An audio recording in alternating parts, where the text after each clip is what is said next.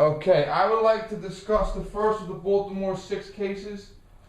The first of the Baltimore 6 went on trial, and the trial ended what we call a hung jury. Now, in American justice system, if you have a civil suit, if you fall and you sue someone, okay, most of the time, if the jury finds them half responsible, they'll give you half the money you asked for. Or if half the jurors believe you, they'll give you half of the, okay?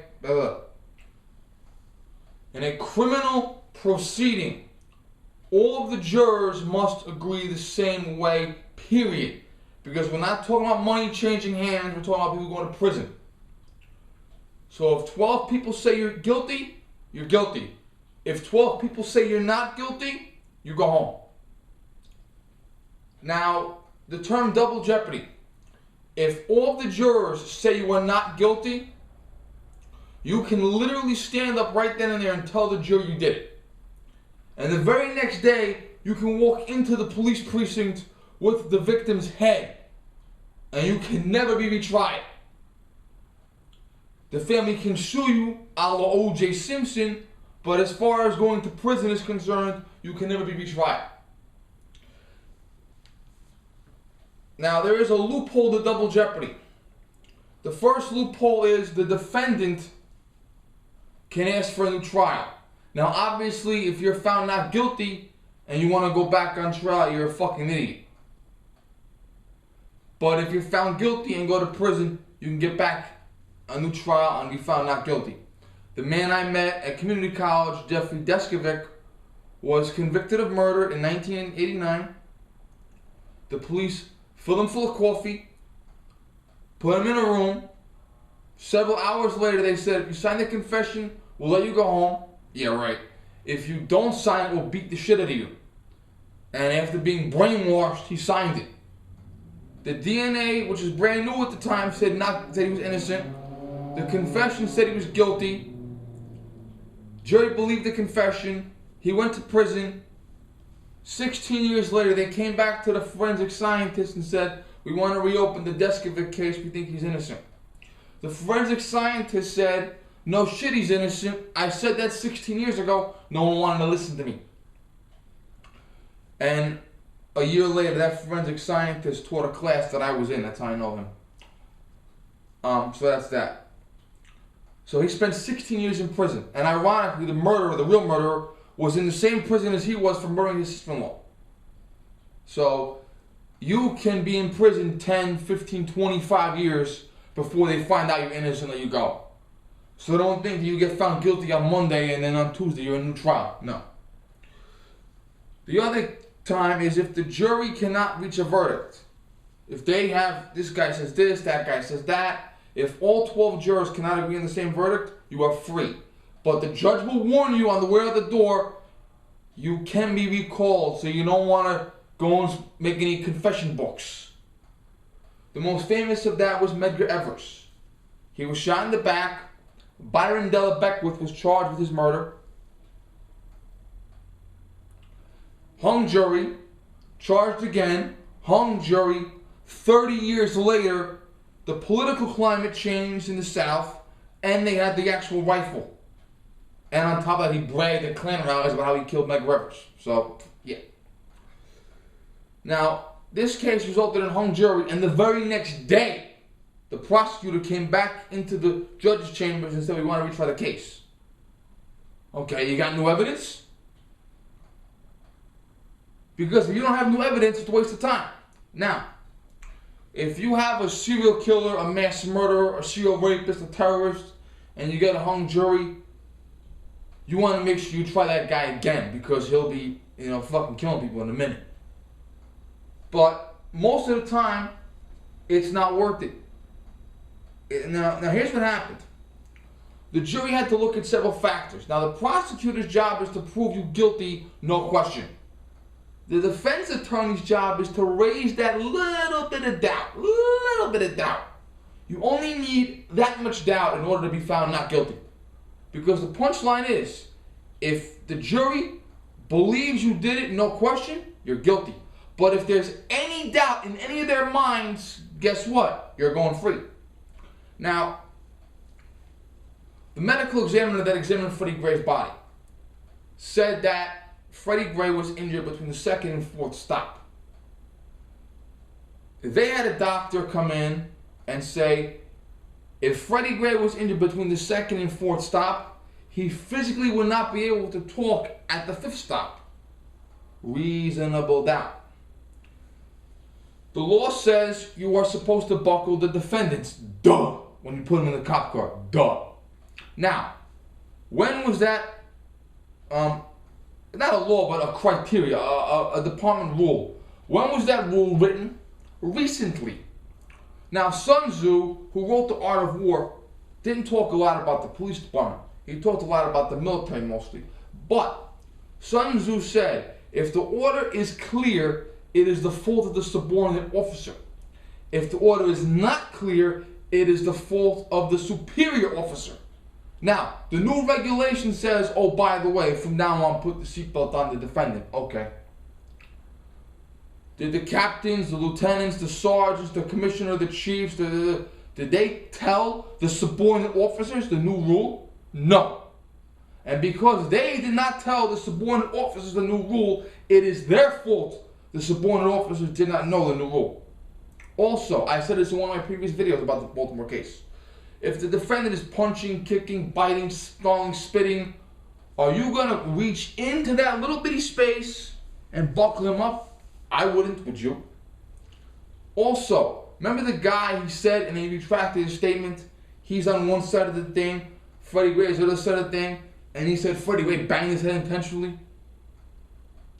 Reasonable doubt. He said it, but then he retracted it right away. Once again, we're raising that doubt. When was Freddie Gray injured? We still don't know. This guy handled him here, that guy handled him there, she handled him there, he handled him there. When was the injury inflicted on Freddie Gray? We still don't know. So if you still don't know when the injury was inflicted, the doubt meter goes up. Okay? Now, remember the boy who cried wolf? At the end of the story, the old wise man says, no one believes a liar even when he's telling the truth. Every time Freddie Gray was arrested, which was a lot, he lied about being sick in order to go to the hospital to get out of going to jail. Now, the one time he really is fucked up, no one believes him. Oh well. Bo Dietl also said on Hannity the other night that Freddie Gray had some kind of neck surgery or neck procedure. I don't know anything about it. But if it happened, and if the jury was told about it in court, guess what? Doubt meter goes up. Now, that's all the legal shit they gotta think about. This and that, reasonable doubt. The judge will tell you always the judge says this, leave your personal feelings at home where they belong. And there's no color here, there's no religion here, there's only the facts. There's nothing else but that. But you know damn well one juror has in their head, they're thinking it, even though the judge said not to. Personal things. They're not supposed, but they still think they're humans. You know. Justice can't be blind because the jury is human.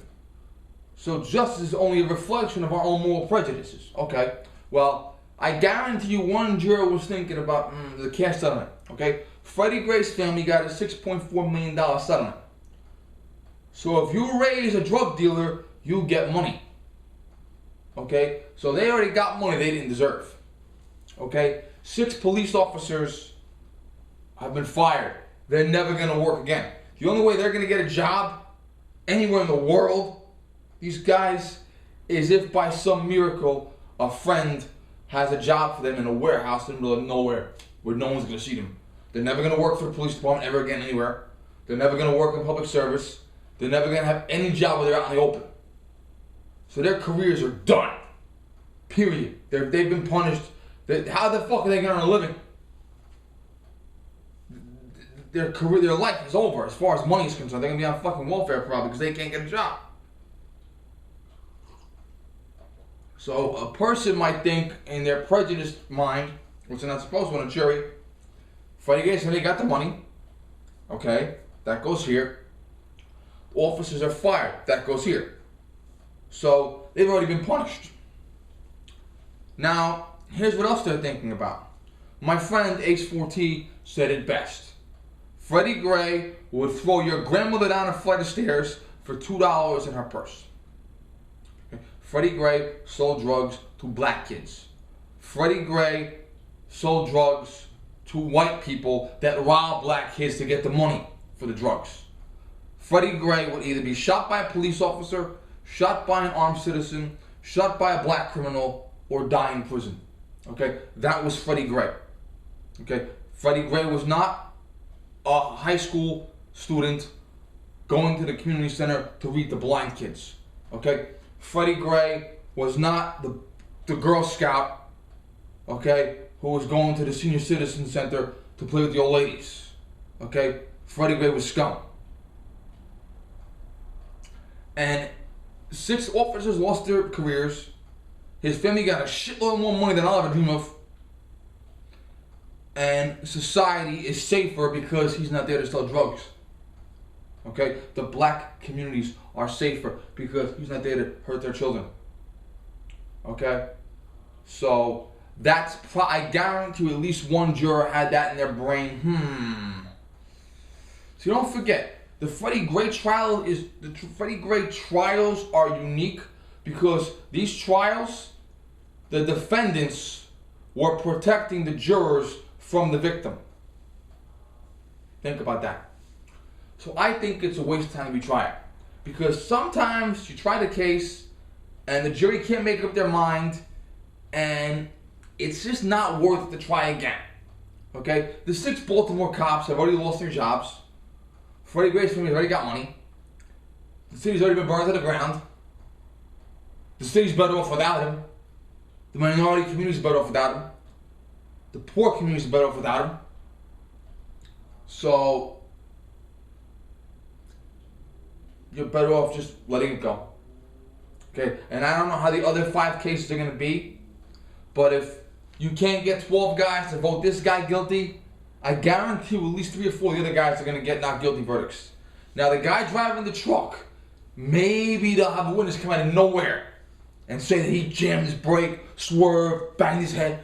Maybe, okay? But, see, that's the issue, okay? If you were sitting on a jury and the jury was told that a drug-dealing piece of shit who would probably die in prison or be shot anyway, died in police custody, and they can't explain why, but the police didn't call an ambulance for some time, would you say that they should be in prison for 25 years? This is the joke. The first officer,